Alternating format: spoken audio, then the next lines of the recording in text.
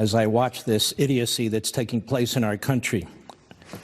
President Trump was addressing the content of the character of these four women, not the color of their skin. But the media want it to be otherwise. The media are projecting, and the media are insisting on the opposite because they want the narrative of racism. He didn't talk about race.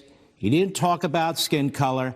He didn't talk about religion. He talked about them, the content or lack thereof of their character. On the other hand, Omar, Tlaib, AOC, I don't know this Presley that well, they are degrading an entire faith, an entire people, Jews, Israelis, an entire country, Israel. So it shouldn't surprise anybody that their venom for America is same as their venom for Israel, and vice versa. That's typical of the radical hard left. And the evidence is overwhelming that these women are anti-Semite bigots, and they don't hide it. They don't hide it. The BDS movement, their constant references to Hitler and the Third Reich and concentration camps. They have no knowledge of history. They've never visited these sites. Their families really have done nothing for this country. I'm going to be very blunt about it. I don't know what they've done in support of this country while they rip this great country apart, while we have men and women in uniform of all faiths and all colors in one hellhole after another all over the world trying to defend people and promote freedom. We have this fifth column in our country, and they're not alone. The media is a fifth column, too, undermining us at home while our brave men and women are fighting abroad. So they hate the president because he has two strikes against him. He loves America, and he's the greatest president that Israel has ever seen.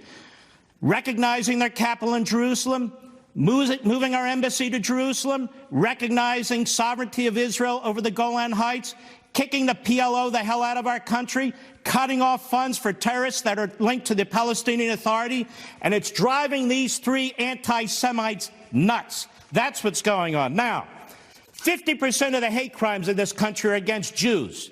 The media don't mention, you know, Democrat Party, you have a high tolerance for anti-Semitism in your ranks. Maybe you ought to tone it down. Maybe you ought to tone it down, Omar and Tlaib and AOC. But no, they're celebrated. They're promoted.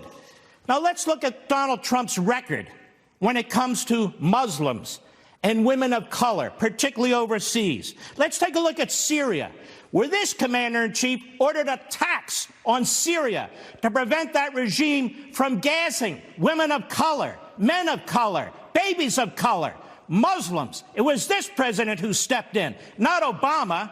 It's this president who ordered his military to destroy ISIS and the caliphate that was killing women of color, men of color, babies of color, Muslims, Yazidis and Christians too, but primarily Muslims. It's this commander-in-chief that oversees the war in Afghanistan to protect Muslims from the Taliban. That would be men, women, children of color. Now, what the hell have Omar and Tlaib and AOC done for men and women and children of color?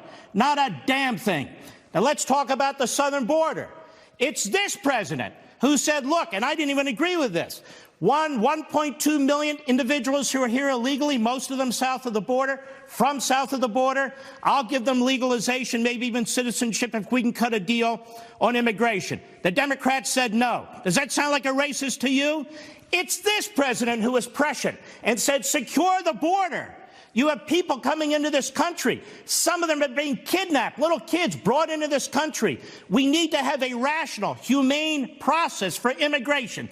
It's the Democrats who first said 10 years ago, secure the border, then called this a joke, a manufactured crisis. Now, they created the crisis. They created the lack of detention space. They created the lack of physical barriers. And now they blame the president who tried to prevent it. The media have allowed this to happen.